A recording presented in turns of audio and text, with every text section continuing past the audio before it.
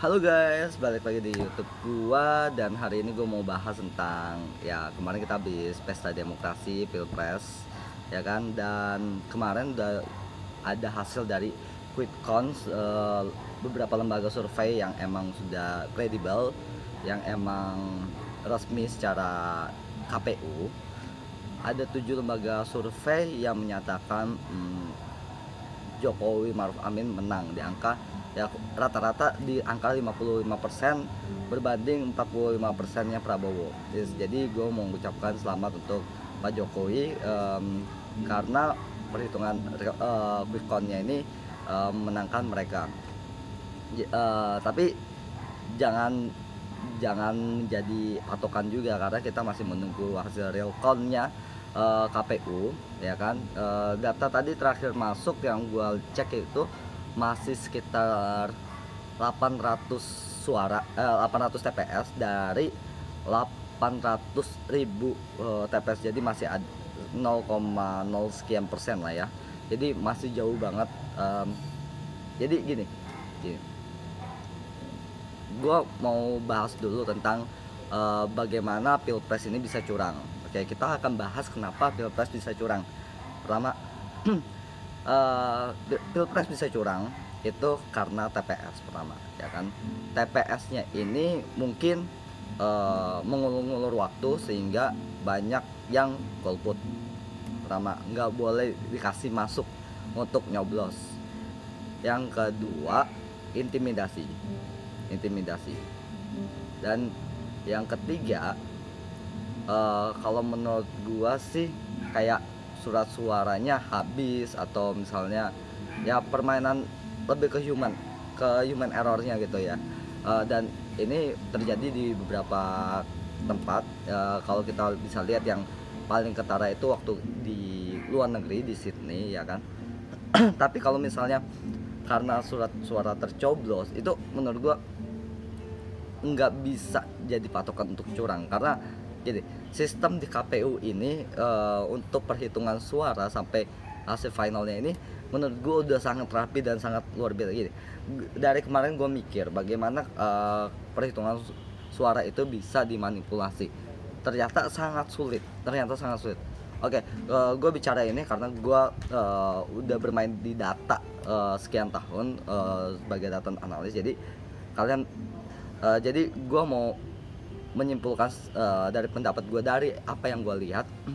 Jadi perhitungan suara KPU itu berjenjang. Kalau kalian mau tahu, itu berjenjang. Jadi kalau kalian lihat, ini sulit curangnya karena kita bisa langsung ke TPS pada saat perhitungan suara itu dibuka. Jadi gini, mungkin sebagian bilang, oh udah dicoblos, kan banyak gosipnya surat suara udah dicoblos di 01 dan udah dicoblos di 02. Oke, itu ada yang 01, ada yang 02, ada ya, itu ada pasti. Gue nggak tahu itu oknumnya siapa, tapi suara itu nggak akan sah. Kenapa? Pada saat masuk ke kotak suara itu dari pagi itu pasti kosong.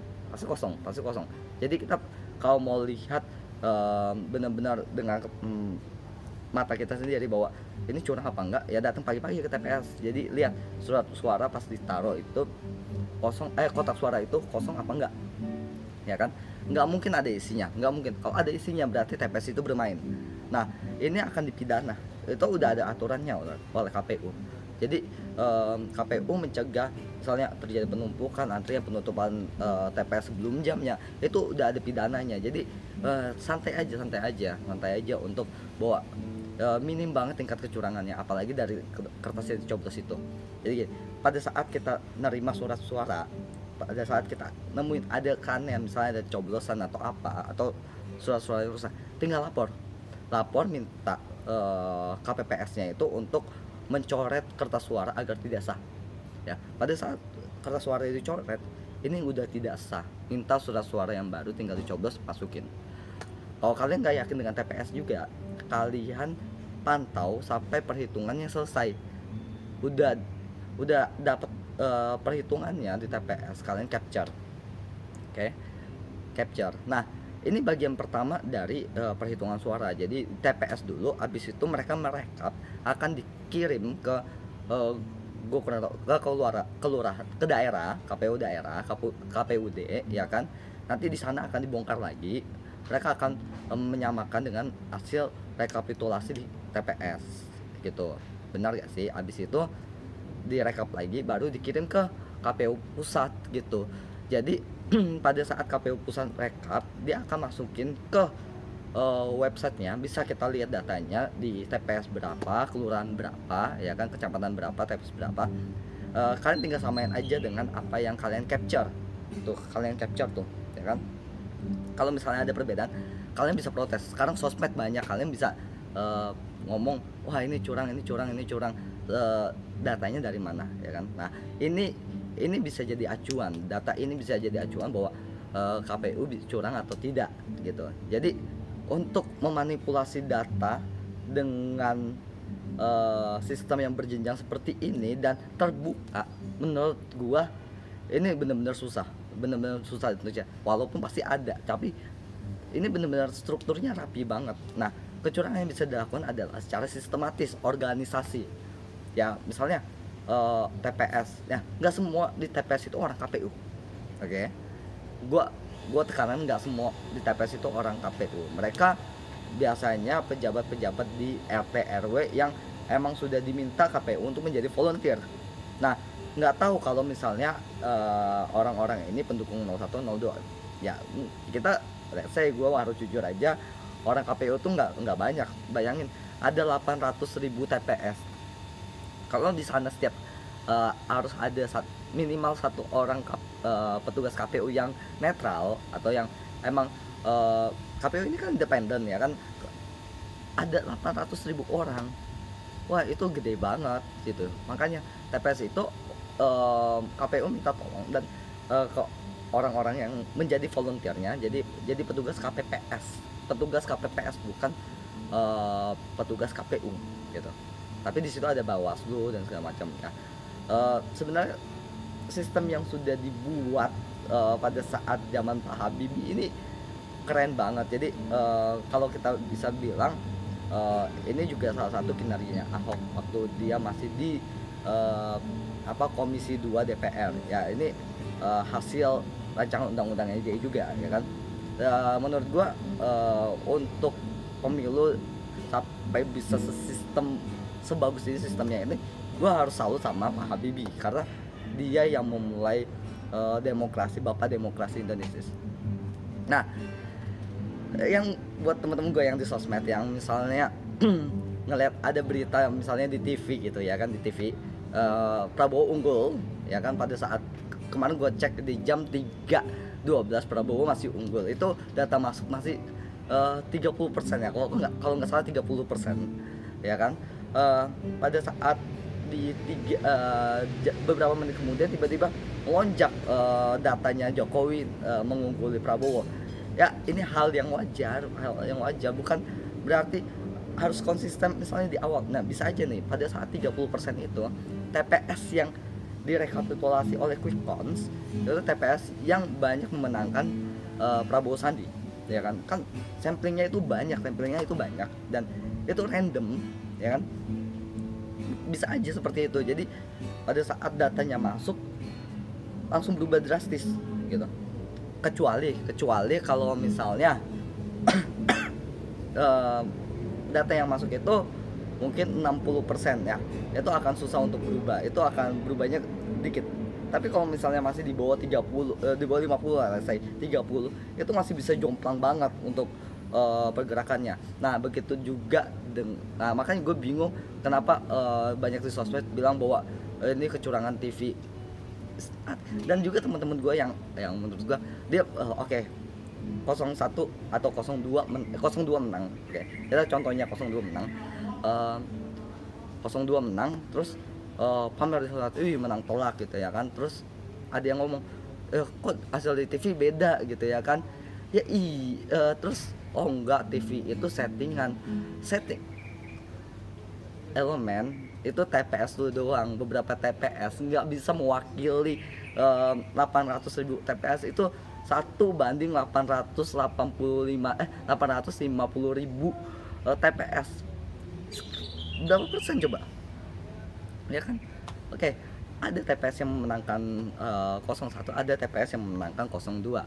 Nah, satu lagi yang gua lihat di sini adalah eh, website KPU, ya kan? Itu masuknya akan pasti lambat. Terakhir gua cek masih 0 sekian persen, ya kan. Dan di situ di awal-awal Prabowo unggul, sekarang imbang 50-50, emang gua cek ya. Dan pada saat data baru masuk 191, mereka sudah klaim bahwa real count memenangkan Prabowo. Oke, memenangkan 02. Menurut gua ini nggak bisa jadi patokan, itu masih 0,0 sekian persen, man. Let's be smart dong gitu. Dan sekarang kalau misalnya KPU down, ya gue agak kecewa dengan KPU. Harusnya mereka infrastruktur untuk IT-nya coba diperhatikan.